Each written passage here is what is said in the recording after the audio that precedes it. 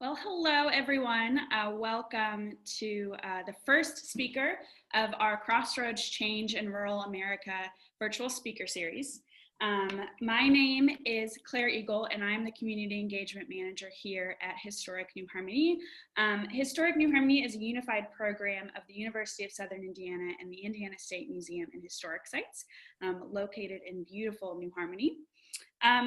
Today we have Robin Santabria, who I'll get to in just a moment. But before that, I just would like to kind of introduce you to the series and talk about a few other things. First of all, thank you for attending. We didn't get to do this when we originally planned, but we're glad we're getting to do it now. We did originally plan the speaker series to be in person this past spring, but obviously due to COVID-19 and the shutdowns, we had to postpone. But I'm so thankful for all of our speakers who stuck with us and have agreed to continue this a little bit differently, but virtually. As I mentioned, this was a part of Crossroads Change in Rural America, which was a Smithsonian Museum on Main Street exhibit that we were to host in partnership with Indiana Humanities this past summer. Unfortunately, as I said, it had been canceled, but that doesn't mean that this speaker series shouldn't go on. So we found a way to do it. This speaker series includes USI faculty, staff, and students, as well as 2 professors from other Indiana universities. And we did this for a few reasons. So the first, of course, is to further connect USI and New Harmony. We are a living laboratory for ideas, and we love it when we get to have faculty, students, staff out here so they can fall in love and they can also use Historic New Harmony as their classroom. Additionally, we wanted to present more rural topics that were covered in Crossroads in a way that further related to New Harmony and Posey County as a whole. So that is why we're here today. Before I keep going, just a few housekeeping things. If you guys could please keep yourself muted while Robin gives her presentation. I got a sneak peek of it last week, and I gotta tell you, it's gonna be very interesting. I'm very excited about it, so you definitely wanna be able to hear it. And additionally, if you have any questions or comments as she presents, you can get those to us in the chat feature, and I will make sure that those get asked or mentioned during the Q&A portion at the end. All right, so Robin Santabria, she is a staff psychologist at USI. She is from Posey County, born and raised, I believed, and she graduated from Mount Vernon Senior High School. She earned a bachelor's degree from the University of Evansville and a PhD in counseling psychology from Indiana State University. And she retired with 27 years of federal service from Veteran Affairs, Federal Bureau of Prisons, and the Department of Defense in April of 2019. She is currently employed as a staff psychologist, as I mentioned, at the University of Southern Indiana in the Counseling Center. And we are very, very thankful that she is here with us today. So with that, I'm going to stop sharing my screen and turn it over to Robin. I am so excited to have this presentation and to talk about my family and the legacy and, you know, what we're all about. And I'm so glad that everybody's joining us. So that's really exciting. And I'm glad to have this opportunity to, you know, just tell the story, our family story. So thank you all for coming on. Let me see if I'm going to share screen, if that's all right. So I'm going to hit this. All right, and then I'm trainable, as you can see. All right, so there we go. So today we're going to talk about my experiences and my family's experience with the farm. And the title of my presentation is Reflections of a Farmer's Daughter, a Farm Family Legacy. And it's interesting as we go along in time, you know, things that we go through as we're children and we, you know, become young adults, we don't really realize how those experiences impact us. And, you know, then later, as we get older, we start putting everything together. So that's where I'm at. So I'm just glad to share and learn. I've done a lot of preparing for this, not just researching bankruptcies, farm bankruptcies, and how that has impacted, you know, our agriculture in our Posey County in Indiana, but also my family left a legacy of boxes full of family documents, and my sister and I have had the privilege of sorting through all those and making sense of those. Thank goodness for my uncle who's helped us piece some of that together. So this is kind of the culmination of that. But anyway, tonight I want to talk a little bit about the 1980s farm crisis and how it impacted farm families across America. And in our case, it resulted in the end of the Wilson family farm. That was a 7-generation farm, and it ended with my sister and I. So the purpose of this presentation is just to give a brief background of the factors that led to the 1980s farm crisis and to provide a personal account of the farm life that we had prior to the 1980s and the experience that we went through as a family with the bankruptcy, and how our family has moved past that loss in order to redefine our family legacy. I also today am, using my resources. I actually found a USDA report about bankruptcies, and it's very interesting if anybody's interested. And then, like I said, we're also I'm also using a lot of family archives, if you will, and documents that we found that are very interesting and part of this process. This is a copy of the bulletin if anybody's interested. So it's a very interesting, and we'll talk a little bit more about why it's so interesting. So the objectives for this presentation to demonstrate how principles and values are woven into the fiber of the rural farm families and how that can remain stable despite severe economic loss. Demonstrate how rural life in Indiana has changed over time, and it's definitely changed. And I'm thankful for the experiences that I had as a child because it's not the same now. And finally, to demonstrate how decisions made at the national level really can relate and impact agriculture and have devastating impact on families. So an important thing to think about this election year. So moving on. So let's start with talking about just a little background about bankruptcies and the farm crisis, and how did we get into a farm crisis in the 1980s to start with. So first of all, if we break it down by century, we look at the first half of the century, as often happens with war, sometimes there's economic profit from that. So, 1910, 1914, that's what they refer to as the golden age of American agriculture. And it was that boom that led up into the World War I, which started in 1914. So all of that helped to kind of help agriculture develop and profit from the war, actually. But then again, as what happens with war, after the war is over, often there's a collapse in the economy, and that collapse started, approximately in 1920. The prices collapsed, and it started creating a small crisis at that time. So there was already this kind of, farming is a ebb and flow kind of thing. So there was already that crisis experience early on. Then we had the Great Depression in 29. And then, of course, the adverse weather in the 30s, everything from tornadoes to flooding to the Dust Bowl, which part of that was, caused by man-made practices that went with agriculture. But also it was influenced by the economy, the idea that, farmers try to have bumper crops to compensate for the economic downside. And then, of course, that created and worsened the Dust Bowl and created lots of agriculture problems. And then also the fact that the land prices fluctuated.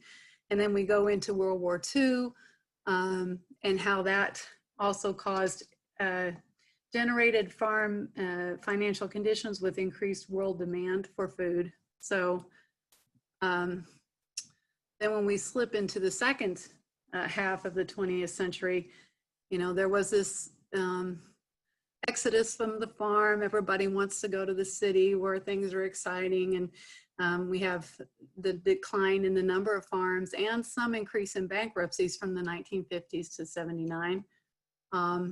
There was also in the 70s an economic climate with expanded production. As we learn more about how to be more efficient farming, then, you know, land the prices became higher, and farmers were able to just produce a lot more crops in a lot more efficient way with more machinery, with chemicals and seed development. So a lot of pieces went into that. So the 70s, again, was an expanded production period. And then we hit the 1980s, and in the 80s, we start dealing with the inflation that prompted the high interest rates. And then at the same time, we have the decline of the farm commodity. Prices were going down, and the income was going down, and the values were going down as well. Then you add on, just like with the Depression, this glut of commodity where farmers are producing more because they have more equipment, better equipment, better seed. And so then there's just a huge abundance of crops in the market. So that of course affects supply and demand. Then we start talking about the 1980s grain embargo against USSR during the Carter administration. And it seems like initially the Department of Agriculture was supportive of that because they thought that that would force people to buy products here in the country and actually help farmers, but it had the opposite impact. And the result of that was, although the grain embargo was lifted in 81 with President Reagan, Russia said, hey, if you're going to not let us have this grain, we'll find other places. And they did find other countries to get the grain from, and they no longer needed it from us. So the export never did reach that same level. And they were able to find grain at a cheaper source. So we no longer were exporting like we were to Russia.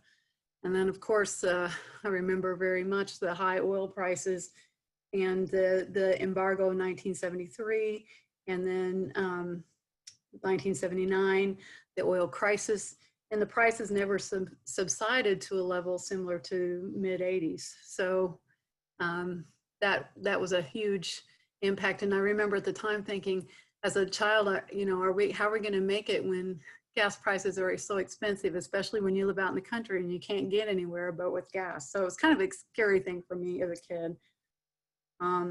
But also what happened during the 70s and 80s is farmers were kind of caught in the middle. So they often had debt for the land and the equipment that they had to have in order to keep up with production, in order to make the level of crops that they needed.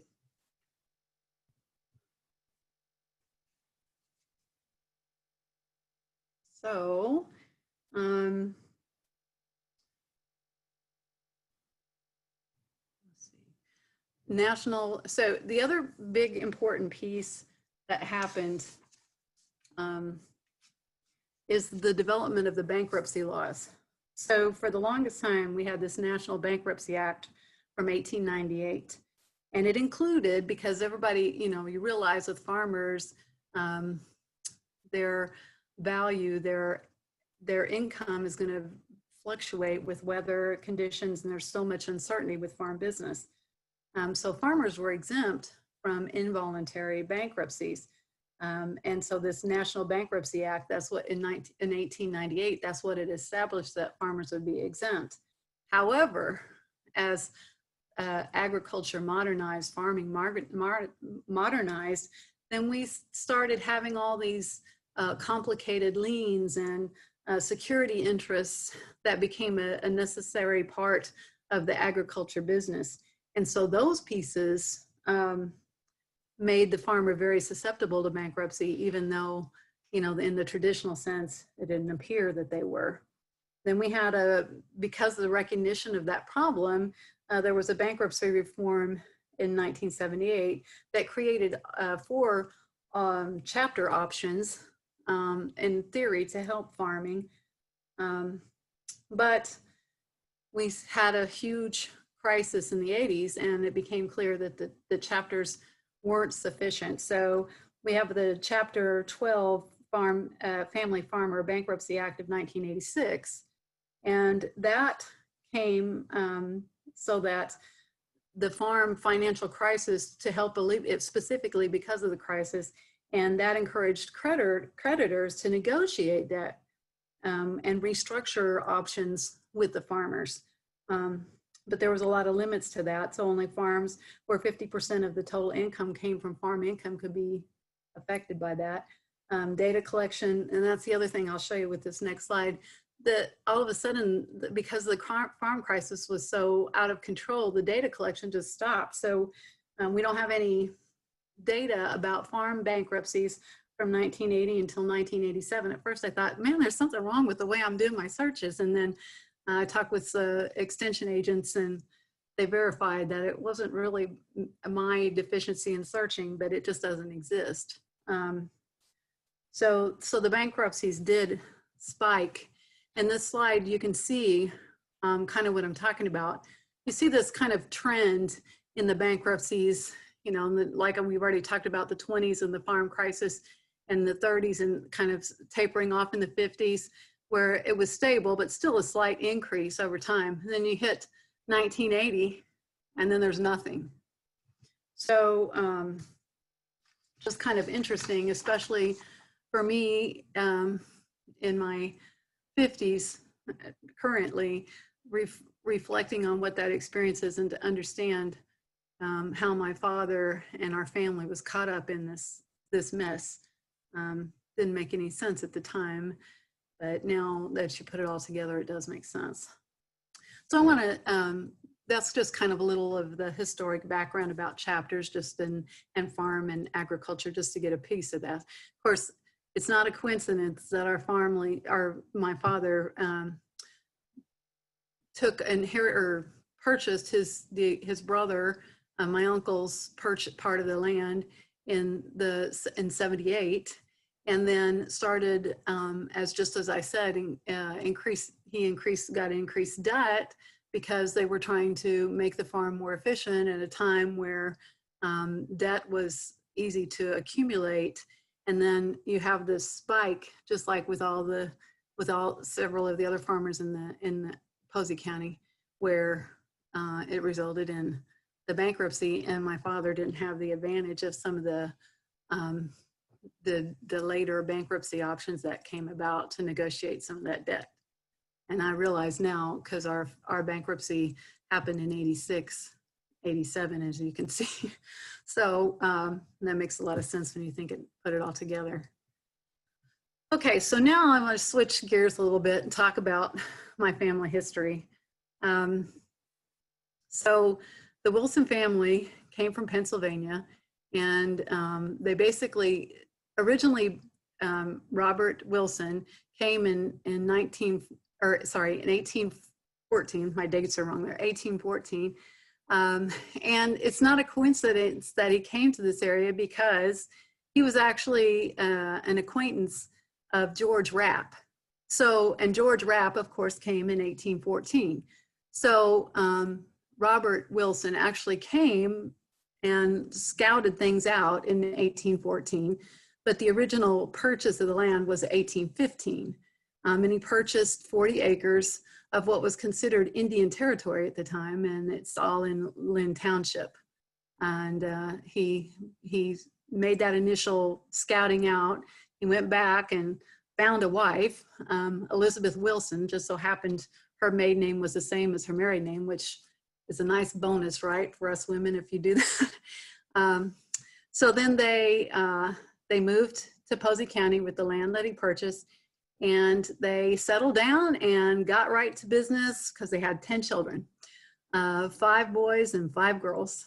And at the time, of his death, Beach Bob owned about 800 acres. Now, the reason why they called him Beach Bob was the property that he had was between Mount Vernon and New Harmony, and it was about a halfway stop, and apparently was a good resting area.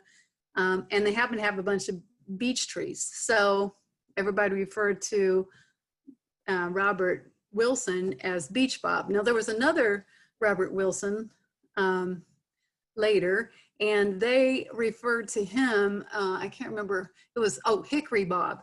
So you had Beach Bob, my relative, and you had Hickory Bob, who had hickory trees on his property. But everybody, in a lot of the literature that I see, everybody liked stopping and talking to Beach Bob while they were watering their horses. So it's a little bit about him. But when he passed away, he had accumulated 800 acres, which is a good thing, because 10 kids, he had a lot of kids to consider when he died. This is in the cemetery, and I know it's kind of hard to read. My sister and I are going to have to figure out how to clean off that black stuff that's on the marker. But this is the monument that they put out in Old Beach Cemetery, and it lists all the children's names. Now, our family, my family specifically, falls under the last, I don't know if you can see that last person, Christopher Wilson. He was our descendant. And so that's where I come from, that piece right there.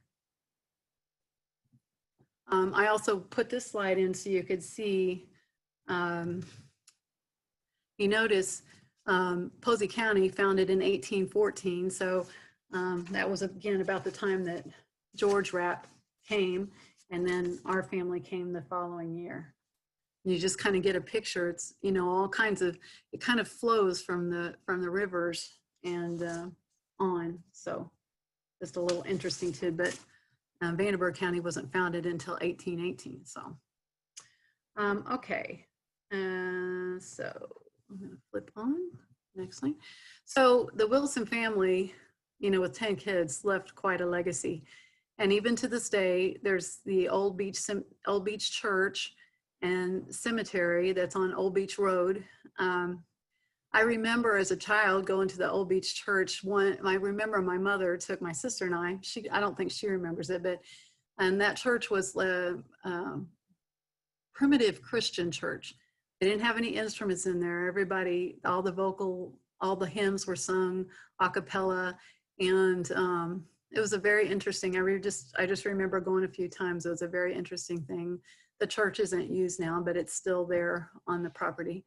Another legacy that the Wilson family left is the community center, Wilson Community Center, which is by Old Smith School Road, and there was a lot of family reunions and gatherings there. At one point, the Wilson family were meeting monthly, and then they would have annual meetings, and it's also been used as a polling place in Posey County. And most recently with the COVID, you know, Beach Bob, his presence is still there because they were using the Wilson Community Center as a COVID testing center. I don't know if they're still using it now, but just like about a month ago, they were using it for that. I thought, oh, look at that. So, and these Wilson reunions were really a big deal. I found in our documents, lots of our family members apparently made presentations. And so whenever they had a Wilson reunion, you can see this is a program from the reunion that they had in August 1st of 1937. And then I found my great aunt Ida had made a presentation in 1934. She had all kinds of details and talked about how the Wilson family, this Indian territory is no joke. There were still Indians there when they came, and some of the challenges with that. There's an interesting little family story. I don't know if my Uncle Shannon's on yet, so I'll go ahead and tell this story. Maybe if he's not on, I won't get in trouble. But apparently in high school, my Uncle Shannon had to write a paper, and so he chose to write a paper about Beach Bob. And I've read the paper. It's an interesting paper. He only got a C. I think there were some grammar issues, but my grandmother thought that my uncle should read that at a Wilson reunion, and my uncle wasn't having it. So my grandmother apparently told my dad that since my uncle wasn't going to read the paper, that my dad had to read it. And so, just a little funny story. My uncle's protests apparently stuck in that situation. But anyways, okay. So how do you get from Beach Bob and then Christopher Wilson to us? So this is just quite a kind of a quick synopsis. So Christopher Wilson, the fifth child, he married this Betty Rogers, and they had 5 children. So they started cutting down. Maybe they thought 10 was too much, started whittling down, let's go with half of that. So they had 5 children. And then my great-great-grandfather was also named Christopher Wilson. There's this tendency in my family to name people of their father's first name. And so then you got to come up with a nickname, like either name him after a tree, or in this case, they called him Toph. So Toph Wilson married Anna Stevens, and they had 2 children. And then those 2 children, Ezra Wilson was my great-grandfather, and he married Zula French. And they have 2 children, my grandmother and my uncle Kenneth. And then again, my grandmother married my grandfather, Charles Manning, and they have 2 children, Milton and Shannon. And then my dad married Doris Schwartz, and there was 2 of us, my sister and I. And interestingly enough, that generation with my uncle and my dad was just guys. Because my uncle Kenneth also had a son. And then when these guys got married and had kids, they all had daughters. So my sister and I are the generation of the daughters. So it's kind of how that worked. This is a picture of my grandpa Ezra with my grandmother Arlita and my uncle Kenneth, and they're at my grandma Zula's house. She apparently insisted that she have a modern house after they got married. They were an interesting couple. My grandpa was known in Posey County for having one of the best horses in Posey County, and there's a lot of horse pictures in our family of this horse that was really good. And it's interesting too, there's also kind of a trend. It looks like people in our family kind of moved away from the farm for a little bit, but came back. And my great-grandmother apparently had gone to Indianapolis for a period of time, but then they decided might as well go back to the farm. So they went back to Posey County. My grandma Zula had a very strong faith, and very active in the Baptist church, and very active with prohibition. She really felt like alcohol was the devil's work. And so that was a strong piece in our family too. So then, like I said, there's Arlita and her brother Kenneth. My grandmother, Arlita, was stricken with rheumatoid arthritis starting about the age of 6. So she was really ill a lot and really struggled. But she had a lot of courage and a lot of strength. She managed to learn to play the violin and the piano, even though her hands were deformed. You can tell a little bit her right hand there, how it's twisted. I remember telling me what that was like one day to wake up and realize she couldn't move her fingers. So that was my grandmother. This is my grandmother Arlita as an adult with my grandfather, Grandpa Charlie.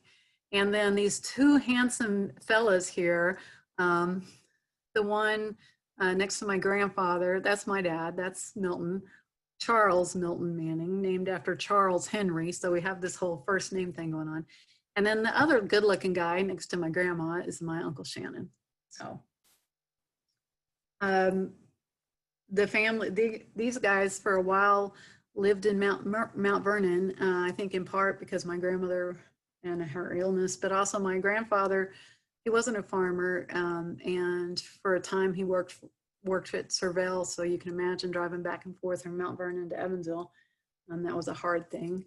But eventually they decided to move back to the farm. Like I said, there's that trend. And my grandfather they painstakingly took log by log, piece wood by wood, salvaged all the wood that they could, and they took down the homestead that was built in 1853 and put up a new house that's still there today on what was our farm.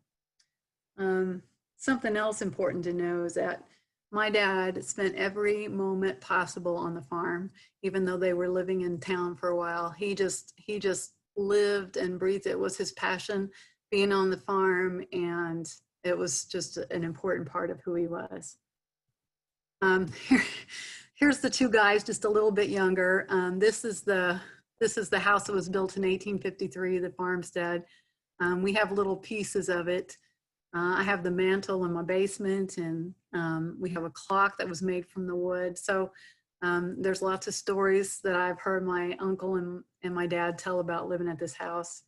I'm thinking my dad is in the car, and Uncle Shannon was probably told he had to be on the, I'm sure my dad probably made him get on the tricycle, and my dad wanted to be in the car, if I had to guess. But anyway, okay. My dad, just like a lot of guys his age, was drafted into the Korean War and was sent to Korea. So this is my dad in Korea. Interestingly enough, there's boxes and boxes of letters, but I started going through letters, and one of his best friends, Doug Cole, had written letters. He and Ansel Cole, they'd written letters back and forth while they were in the war. And even my dad had written letters to my great-grandmother, my grandmother, and almost all those letters are all about the farm and how much he missed being on the farm and how he couldn't wait to get back on the farm. And even though he saw some awful things, he held on to what was important, and that's, I think, what got him through the things that he went through while he was there. So this is my mom and dad. When he came back, he, like a lot of guys, he found a young woman that he thought was attractive, and so they were introduced by friends. The Reeses were also a very important part of my family friends, and so I believe Paul Reese is the one that introduced my mom and dad. So these guys, these farmers, they were kind of shy, but once they got together, they could kind of help each other find a girl. So that's kind of what happened for my dad.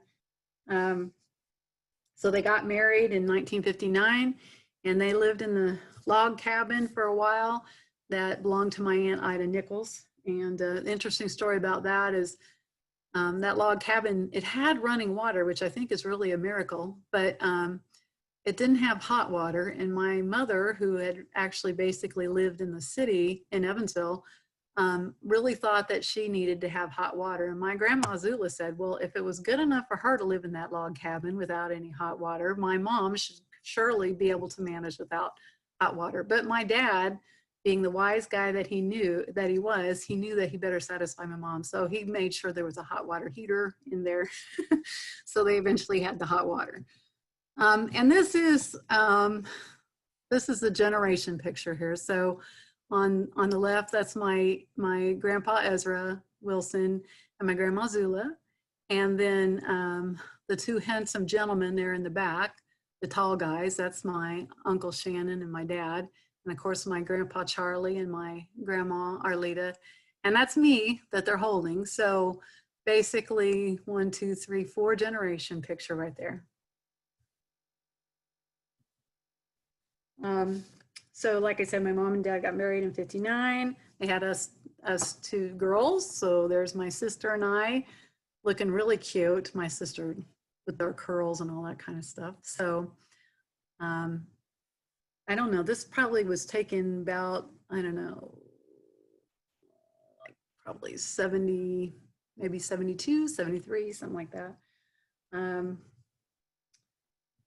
And this is my uncle Shannon and his wife Judy and their 2 children, Sherry and Nancy, and my grandma. My uncle Shannon's an artist, and he was able to move to Kansas City and had a great job working at Hallmark designing cards. And so So they were the city cousins, and Miriam and I were the country cousins. My dad farmed a lot of rental ground as well as our family farm. And so in 1978, he purchased my uncle's part of the farm, which is how our family always did it. You purchase the other person's part of the farm, and that's how it moves forward. If the both or if the siblings didn't want to, both of them didn't want to farm or share. So we moved into my grandma Zula's house in 78. And my dad, in an effort to help make the farm as productive and modern as possible, because they hadn't done much to upgrade the farm, he built a hog confinement operation and invested in, you know, the land to make it more, did some drudging and that kind of thing, cleaned out fence posts and all kinds of things like that to make that farm as efficient as possible. So I thought I'd talk a little bit about what that's like as you're growing up on the farm back then.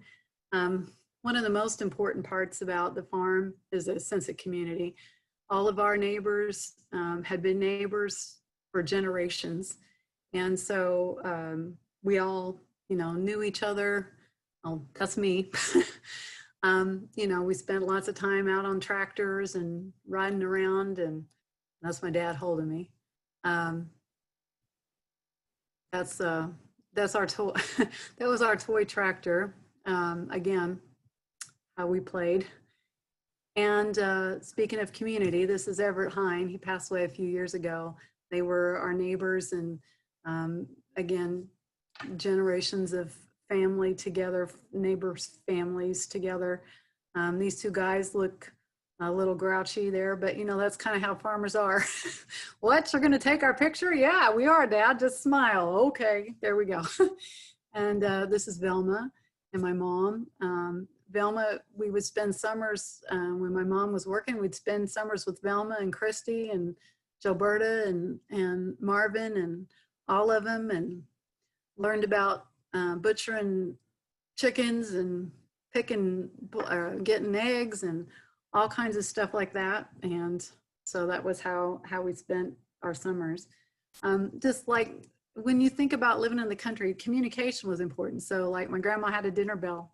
That dinner bell, we stopped ringing it for dinner, but by golly, if that dinner bell rang and it wasn't a dinner time, you knew there was something wrong. And that was the way they used to communicate with the neighbors, to know that something was going on over at the Manning's house, or something was wrong.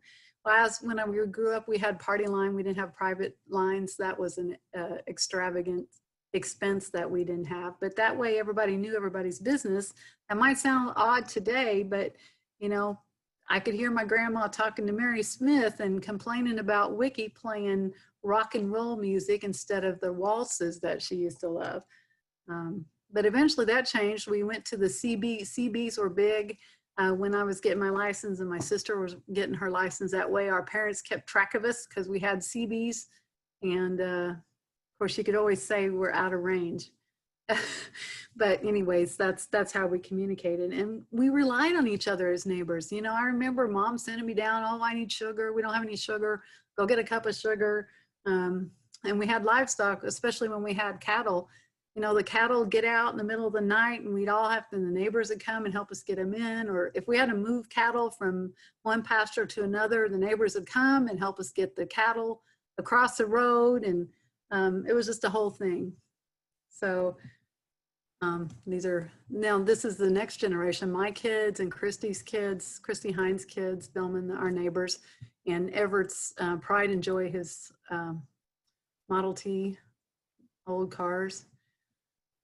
And then, of course, you know, we had the weather, and you don't just like go to town in the middle of a snowstorm.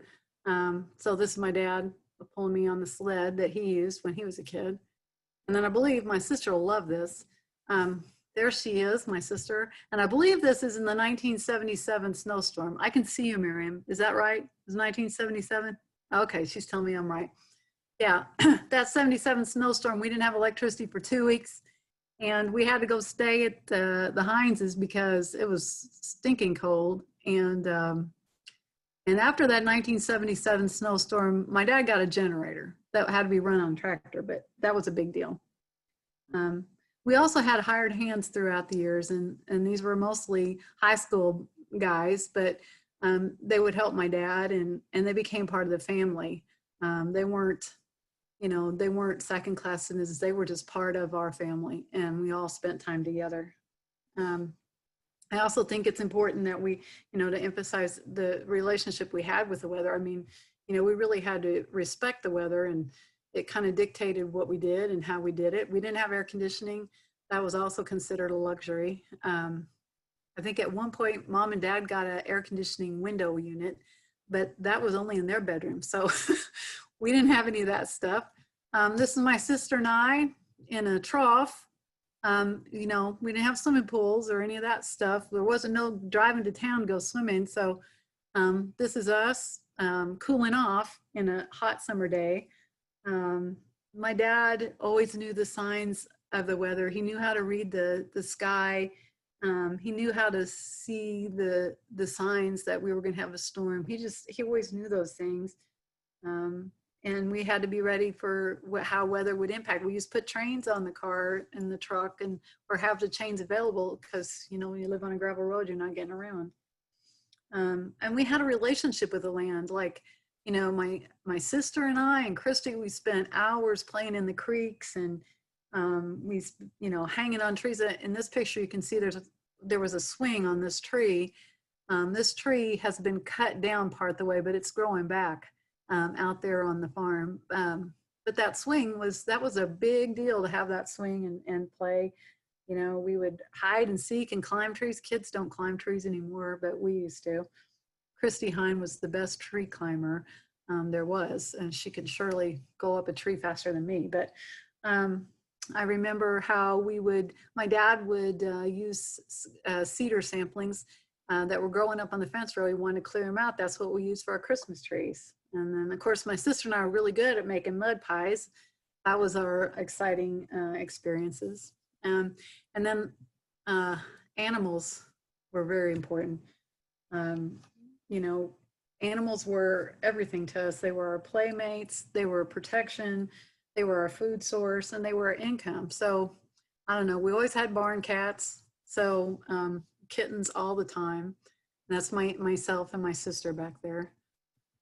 And this is Buck, our horse. This horse my mom gave my dad this horse for Christmas one year, but it was an invaluable gift. He would use this horse to go track down cattle out in the field and make sure if the cow was having a calf, make sure she was doing okay, and he'd use this horse.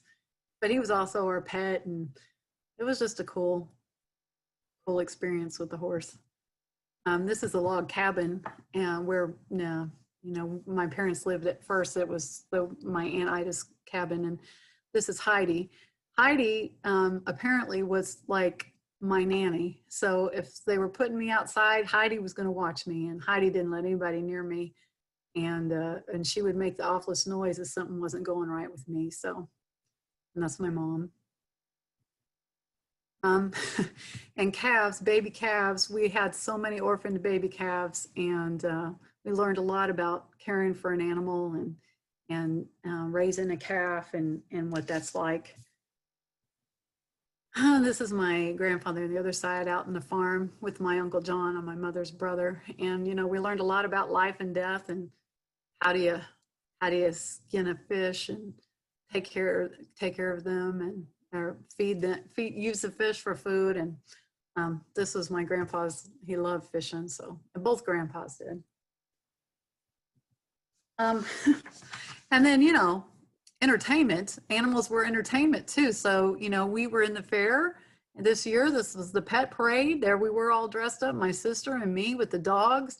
And in the back, there's Christy with her rabbits. I think my sister beat both of us that year, which was a little disappointing, but just how it goes. So, all right. So, again, we had long hours, early to bed, and early in the morning you get up, and a lot of it had to do with livestock and planting seasons and what was going on. I remember when we first moved to Grandma Zula's house, we had a coal heat, and we would switch to heating oil. We had one bathroom. My dad suffered because there was 3 women in the house, but had well water, all those kinds of things. No trash pickup. Mowing took 8 hours to mow the yard. And our highlight of our day was picking up the mail. So we had long bus commutes, and we'd have to make trips to the field. We'd have dinner in the field often. Everybody'd come on Saturday at noon, and then the rest of the time, you know, supper. We had noon was dinner, and supper was at in the evening at some point. So, you know, I mentioned animals were my friends. A big part of our life was a 4-H fair, and this is my sister. We showed cattle, and that was our vacation. I mean, we all just lived there at the fair, and we learned so much from that experience, and I wouldn't trade it for the fanciest vacation in the world, because it was just a very valuable, you spent time with your neighbors and your friends, and it was just a cool thing. And also, when you're living in the country and you're, you know, a teenager and you start dating, you start learning about, you know, how to be creative on a date, not spend a lot of money. So, you know, we'd be going out, riding the combine with your boyfriend, or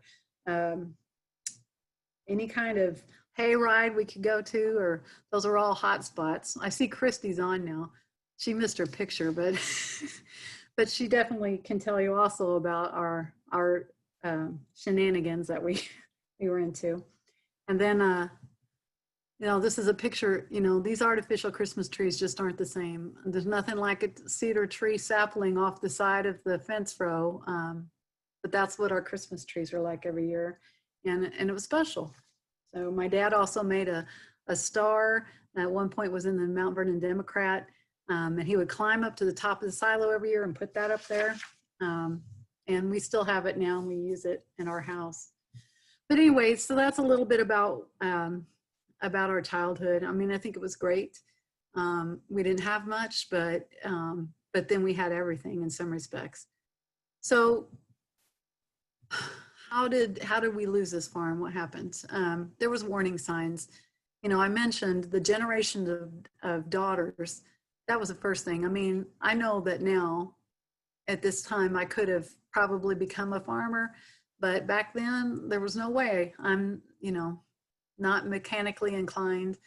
So there's all these girls. And then the tradition of passing down that farm family business, instead of turning the farm into a corporation, my family didn't have the business experience to figure out what they did. So that created a debt for the siblings that were going to continue. It's nobody's fault, just the way it was.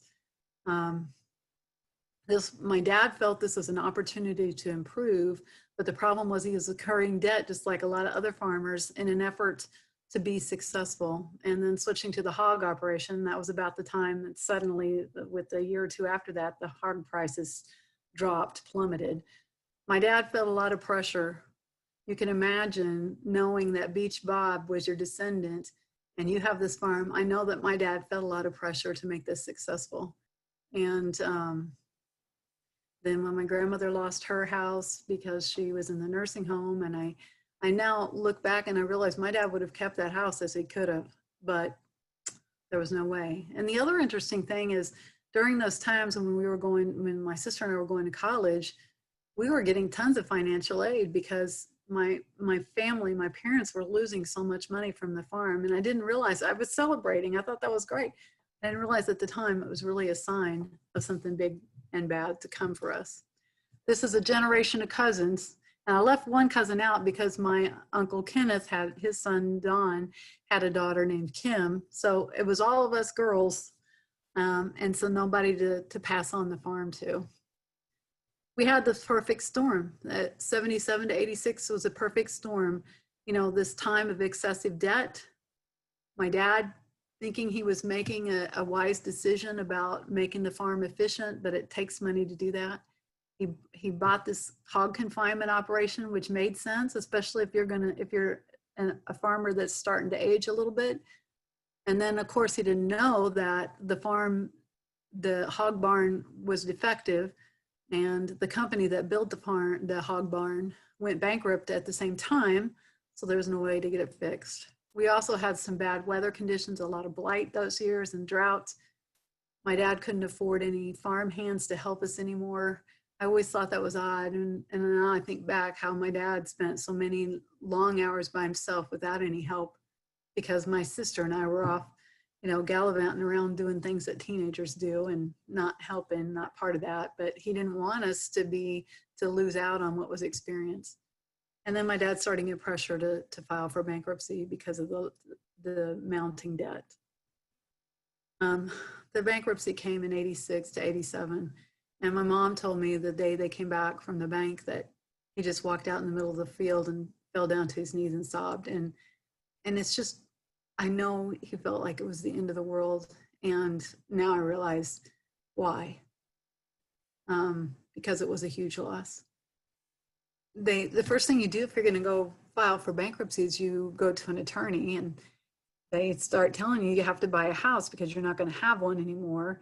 And you have to buy life insurance because you're not going to have any money that you can save some of your money or be able to invest it in that life insurance, and they can't touch it. So they got that kind of advice. Then they moved to Mount Vernon. That was a very hard experience. And then the auction was just heart-wrenching, and I just couldn't be part of that. So I feel guilty to this day, but my sister took the brunt of that. But it is what it is. They made it through. And so what happened afterwards? So my mom had this big dream of moving to the big city of Mount Vernon. She was kind of excited about what that would be like. And, she tried to help my dad get over his broken heart, but it was hard. He did go on to work, but it was hard to be an employee of someone after you've been in business for yourself for years. His saving grace was helping the Reeses with their farm because he still felt connected. And so that was a wonderful thing for him. Of course, my sister and I, we left the nest, and my mom and dad got to experience the joy of being grandparents and slowly, letting go of this whole thing. This is my family. I married a man who was in the military, so we became a military family. So I took my two children, Virginia and Andrew. And mom and dad love being grandparents, but the problem is that all starts happening about the same time that their health started to decline, and there's that slow process of letting go. And my mom went first, passed on in 2013. My dad started having a series of health problems. I think one of the things that probably caused my mom to just have so much stress that she had a heart attack was the idea that my dad was going to need long-term care, and we weren't sure how they were going to be able to afford it. So dad passed in 2017, and then my sister and I started that whole process of really sorting through things, and we're still kind of sorting through it today. But we learned that causes you to kind of sort out what's really important. And we just made discoveries about things we weren't expecting to. When you go through we have to sort through the house. And then we inherited all the family heirlooms. And now we treasure them in a way that I didn't even realize we would. So life is different now. Raising kids is different. My kids, they've been in 4-H, but they didn't have cattle. They showed dogs because we live in a house on the west side, but we don't have enough acreage for cattle. My kids didn't ride a bus. We rode a bus for an hour one way and one way back, but my kids, ended up being dropped off because of the work. And we don't really sit down to eat anymore. We have to just eat on the go, the way things work. I realized in 2019,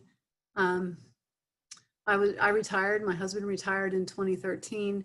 My parents, when I was 56 when I retired last year, and my parents were going through the bankruptcy at the same time. So I just realized that our lives turned out to be very different. I'm seeing lots of changes in nature, and it's only because of my experience on the farm I can see that. We have Easter flowers now in January. That never happened before. The ground never freezes. Back then, you couldn't dig a hole until like March or April. Now you can dig a hole all winter long. And bugs just live the whole year long. I mean, these are the things you notice when you grow up on the farm and you're close to the land. And, you know, I know that there's global warming because I can see it. Land ownership is just a different thing. You know, I realize now our family was actually part of the tragedy with the American Indians. You know, my dad used to have all these artifacts, Indian artifacts. He didn't have those Indian artifacts because an Indian gave them to him. They were there and they were left because our family, you know, did take that, eventually that land was taken from them. And so, you know, it makes you think, do we really own the land, or were we just stewards of that land for a while? And, you know, the real tragedy is what happened to those Indians that were forced off that land. We have relationships with our neighbors now, but it's not the types of deep relationships that we had back when everybody knew my great grandparents and you know, vice versa. Now, at least on our side of the Wilson family, there's no family living in Posey County. And my sister and I, because we don't live in Posey County, we can't even be on the Old Beach Cemetery board, even though the Wilson family, you know, the ones that started that board, that started the cemetery. But there are things that we do continue with. I believe my sister and I have a different concept of money because of what we went through. Money is something that you earn honestly, and you balance your needs versus your wants. And being able to know the difference is to me a very valuable thing. And I try very hard to pass that on to my kids. Faith is another big piece. And I realize now it's always there, even when you're going through these tragedies. I know my dad especially held on to his faith, and I believe that's what got him through so much. Family and marriage is a lifelong commitment, and we continue to honor our family. My sister and I have become the cemetery girls, and we go out to the cemeteries on a regular basis and make sure everything's okay. And then we preserve these family heirlooms carefully, and we make sure our children know what they are, trying to label everything so that there's no questions. And I've recently joined Daughters of the American Revolution because I realized how important it was to my family, to my grandparents. So, and instead of keeping all those documents in boxes, my mission and my sister's mission is to get all that on ancestry.com and get it well preserved so that my kids, my sister's kids, so that everybody can access it when they need to. And, you know, lastly, it's that hard work and dedication that my parents taught me. And it's clear through all the generations that hard work and dedication has been an important part of the Wilson family. And so we all hang on to that. So lastly, oh, there's my two kids showing their dogs at the fair instead of the cattle.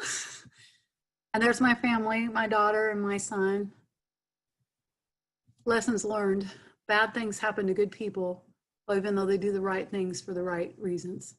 My dad did what the best he could, and everybody in my family and the generations, you can tell they did the best they knew how to do. And my parents especially taught me the importance of living the best life that you can. And then finally, it's important to pass on the family legacy of lessons learned to the next generation, regardless of whether they want to hear it or not. I think my daughter's on here, so. Because those lessons are important, and that's how we don't repeat mistakes, and that's how we stay connected. So that's my presentation. Thank you so much for listening. Anybody have any questions or comments? Christy, you missed your picture. Thank you, Robin. That was very, very interesting. I really enjoyed how you wove in kind of what was happening nationally with your personal family story. So I do have a question for you. You talked a lot about community and the community you had on your farm with your neighbors. And you kind of mentioned it a little bit towards the end there about how you know, when your family unfortunately lost the farm, do you feel like your parents lost their sense of community? I think a little bit because there was a lot of shame, especially my dad felt a lot of shame about losing the farm, but like his several of his friends also lost their farms as well. So I think he, you know, we still have maintained that contact. It's not the same when you're living out and you're passing each other's houses every day, and you know you're watching out because so and so's cattle got out, and we all have to go help them get their cattle back in, or that's not the same. And I dare say even now out where our farm was, I don't know that they have the same connection that we did back then, but part of that is, you know, the way Just unmuted. yeah, people live out there, but they aren't necessarily farming. And so, I don't know. I mean, the connection's still there, but I think it's different. I mean, I go out there and check on Velma every once in a while, make sure she's staying out of trouble. and so on, but I think it's there, but it's different.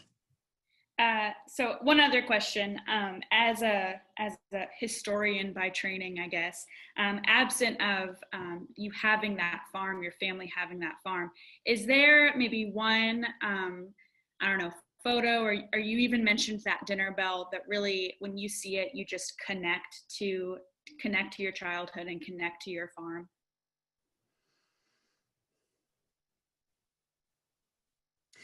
Well, it might sound kind of funny. It's not really a thing, but I can, because the back part of our property is on a wooded area. And at night, I stand there and wash dishes. I can see across the property and I can see a light, and it reminds me of standing back home. And that's the best feeling. And then we did have a few questions and comments in the chat, so I'll just I'll share them with you. Okay. The first is, and I had this question too. You mentioned that you had a lot of abandoned calves. Is that because you were slaughtering their mothers, or were you kind of just the foster home for calves? Well, sometimes the cow would die and while she was birthing the calf.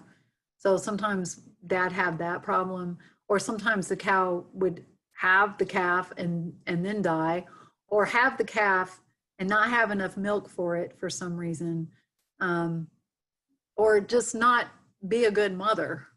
Mm-hmm. So we would end up, I don't know, I wouldn't say every year, maybe we'd have maybe 1 or 2 calves a season. It just depends. And especially there for a while, my dad would have cattle, and they were sometimes calving in the middle of the winter. So dad would have to go get the calves, and sometimes we'd have snow on the ground and he'd have to go get the calf and bring it back. And we'd actually had a little setup down in our basement where we'd put the baby calf in and under heat lights to try to get it warmed and get it going. And then he'd take it back out to the cow. So, I mean, that's how that works. Part of the life, I guess, right? Yeah. This is a comment from Marlene Huffaker, and it kind of brought up another question for me, so I'll say it first. So in the 70s, as farmland values increased quickly, many farmers were encouraged to borrow against that valuation, which I believe you mentioned as well. When those valuations suddenly decreased, many farmers had to declare bankruptcy. Do you have any questions? And she's always felt that farmers, hold on, there we go. She's always felt that farmers were taking advantage of that time. I know you mentioned that some of your father's friends also had to declare for bankruptcy. I don't know if you happen to know the statistic, but when it comes to Posey County, do you know how many of those generational farms that we lost? See, that's why I was so shocked. On that slide that I showed in the beginning, I mean, I'm impressed. And I like I said, I did deep dive research. I even consulted with USI librarian, archives librarian, the extension agent, the county extension agent, and he reached out to Purdue. I mean, there is no at all that slide. No, there's not, especially during that period. They just, and I think part of it was they changed the way they were tracking the data for whatever reason. It's suspicious that you can't find a whole lot of information. But now I realize, like you mentioned, is that these farmers were caught up in a trick box, and part of it was the way that the economy was going, and part of it was decisions that were made at the national level, and trying to fight that is just hard, and sometimes you just get caught. Now the bankruptcy laws, the chapter laws that changed in 1987 after my dad's bankruptcy, then farmers were encouraged, and debtors the creditors more importantly were encouraged to negotiate with the farmers. So I can't help but think if my dad could have hung on for a couple more years, even if they would have had to file bankruptcy, they could have probably negotiated things a little bit better. But I think that they had a choice. And so, my sister and they tried to spare us from a lot of that, most of it. And so we've only learned some of that by going through all the boxes of papers and realizing, that it was just a horrible thing. I mean, we felt it. And like I said, my thing was I was in graduate school. I'm like, You're busy. Yeah. And I feel a lot of regret for not being there more for my parents and my sister during that time. But, I have another question. This is from Nancy Smith. How did your upbringing as a farmer's daughter shape your college and career choices? That's my cousin. Oh. She was featured in some of the pictures earlier. Oh. She was part of the girls' generation she's part of the girls' generation of cousins. I would have to say that because I know how important it is to work hard, and I want to make them proud. I think that was a big part of it. And like I said, part of it is also we had a huge amount of financial aid while I was going through graduate or undergraduate school. Didn't incur any debt at all because they realized how difficult farmers were having it. And my parents had huge losses. So our FAFSA, my sister and I found our FAFSAs when we were cleaning to the house. Those looked atrocious. So otherwise I wouldn't have been able to go to the University of Evansville for my bachelor's, and neither would my sister. But also I think part of it was I'm a psychologist, and I really felt the need to help other people and understand, how people get through hardships. And I think that is all part of why I do what I do now. All right. Well, just as kind of a final call, everyone, if you want to get your final questions in, we'll be ending in just a moment. But this is a comment from Margie. She says, "Thanks, Robin. I appreciate your story and enjoyed hearing about your farm and the farm families. I was a USDA employee in the 1980 and 1990s, and I well understand the struggles of that time period. I have a deep respect for farmers and farm families. I knew everyone you mentioned. Joberta and I go to church together. Aunt Ida was a chapter member of the General Thomas Posey DAR chapter, and she ends it with saying, 'You are a very interesting lady.'" Oh, how sweet. Thank you, Margie. Well, I think that ends. I'm going to go ahead and share my screen so we can kind of finish everything up. That's it. So first, once again, thank you, Robin, so much. I really appreciate you taking your time to join us today. It was a fantastic presentation. I just wanted to share with everyone our upcoming events. This Saturday, we are, as a part of the Suffrage Centennial Block Party that the Indiana State Museum is putting on with a number of other agencies, we are hosting free women's history and suffrage tours through New Harmony. Those tours are at 10 a.m. and 3 p.m. And I believe this afternoon, as of this afternoon, the 10 a.m. tour is full. So the 3 p.m. tour does still have spots available. Additionally, we are continuing this Crossroads speaker series.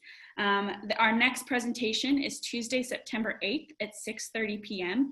And that is by Cassidy Schaefer. She is a USI graduate. She graduated this past May and is now a graduate student as well at USI. So we're very lucky to have her join us. And then on Thursday, September 24th at 6:30 p.m., we have Dr. Matthew Henke, and he is a political science professor at USI, and he is going to be presenting the urban-rural divide in our American political system. And I know Robin touched on politics and how it affected her story a little bit. And I think, as she mentioned, with an upcoming election, this will be a very interesting story, kind of talking about politics in both the urban and rural sector. So as we end this, I do want to remind you all to stay connected. So we have recently launched a monthly e-newsletter.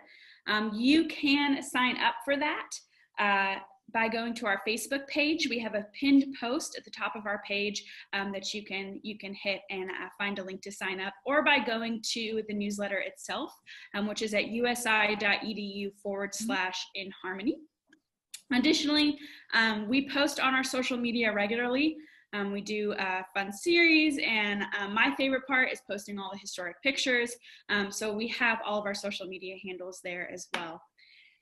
This series will last through November, so we have quite a few great speakers coming up. For more information on the speaker series, you can go to usi.edu/crossroads speakers. And finally, I of course have to do this. We would love it if you could help Historic New Harmony continue its historic preservation efforts, educational programming, and more with a charitable gift to the USI Foundation.